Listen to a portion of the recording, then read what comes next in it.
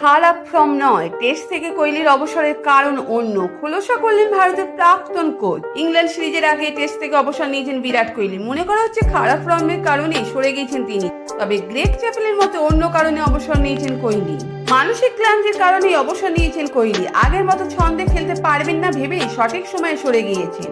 এক ক্রিকেট ওয়েবসাইটে নিজের কলামে ভারতের প্রাক্তন কোচ লিখেছেন, দক্ষতায় মরচে ধরেছে। একথা ভেবে টেস্ট থেকে সরে যায়নি কোহলি। ও বুঝতে পেরেছে যে মানসিক খিদে ওকে একদিন গোটা বিশ্বে অপ্রতিরোধ্য করে তুলেছিল, তা আর নেই। ও নিজেও সেটা মেনে নিয়েছে। সর্বোচ্চ পর্যায়ে মানসিকভাবে যদি তীক্ষ্ণ না থাকেন তাহলে শরীর বাদ সাধবে। তার মতে মনের মধ্যে সন্দেহ থাকলে তার শারীরিক আচরণে ধরা পড়ে, তখন সিদ্ধান্ত নিতে সমস্যা হয়, পূর্বাভাস ঠিকঠাক থাকে না।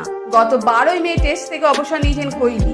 2020 থেকে একটানা খারাপ ফর্মের কারণে দলে তার জায়গা নিয়ে প্রশ্ন উঠছিল। বাদ পড়ার আগে নিজেই সরে যান কোহলি। এই বিষয়ে আপনার মতামত অবশ্যই কমেন্ট করে জানাবেন।